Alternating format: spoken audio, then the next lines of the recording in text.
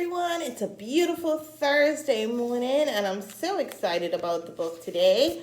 It is a favorite of mine. It's by a very popular Canadian author, and his name is Robert Munsch. And this is what we would consider, and the art is by Martchenko.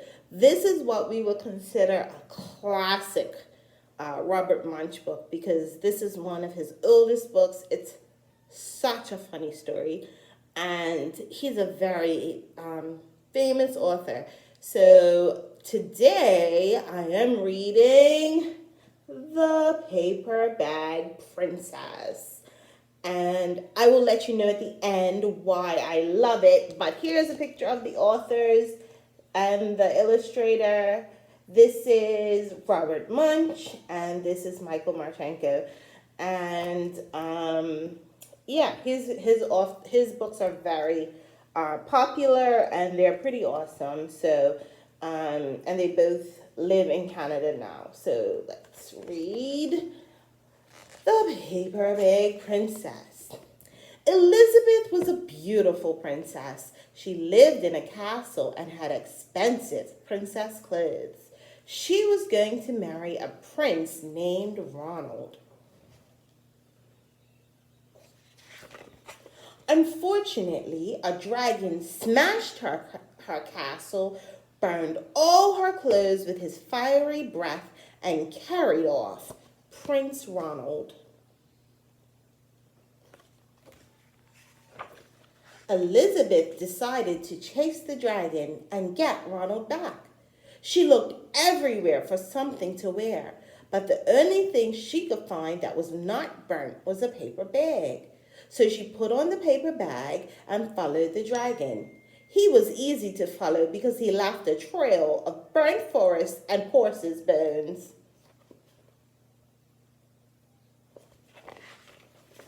Finally, Elizabeth came to a cave with a large door that had a huge knocker on it.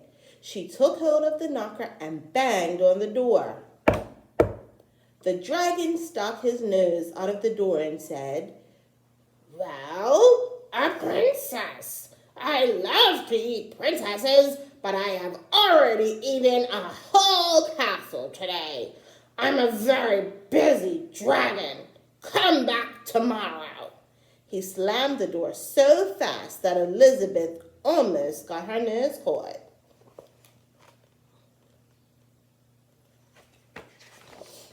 Elizabeth grabbed the knocker and banged on the door again. The dragon stuck his nose out of the door and said, "Go away! I love to eat princesses, but I have already eaten the whole castle today. I am a very busy dragon. Come back tomorrow." "Wait," shouted Elizabeth. "Is it true that you are the smartest and fiercest dragon in the whole world?" "Yes," said the dragon.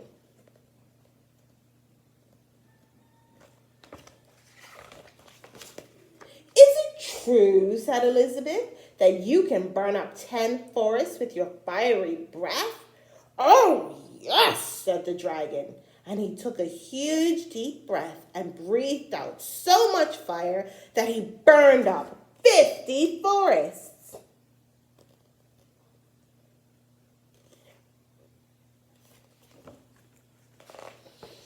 "Fantastic," said Elizabeth, and the dragon took another huge breath and breathed out so much fire that he burnt up 100 forests. "Magnificent," said Elizabeth, and the dragon took another huge breath.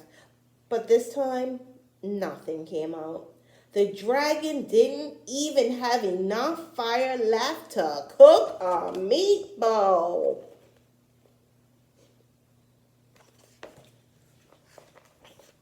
Elizabeth said, "Dragon, is it true that you can fly around the world in just 10 seconds?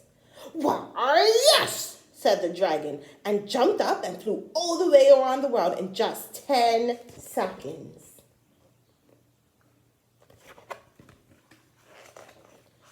He was very tired when he got back, but Elizabeth shouted, "Fantastic! Do it again!" So the dragon jumped up and flew around the whole world in just 20 seconds.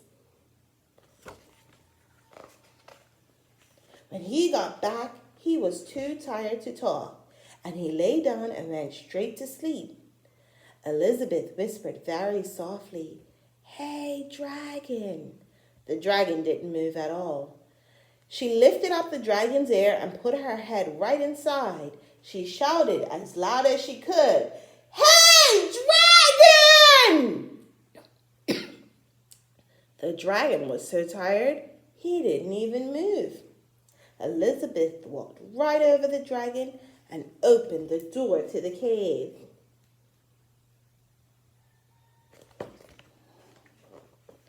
There was Prince Ronald. He looked at her and said, "Elizabeth, you are a mess. You smell like ashes. Your hair is all tangled, and you are wearing a dirty old paper bag. Come back when you are dressed like a real princess."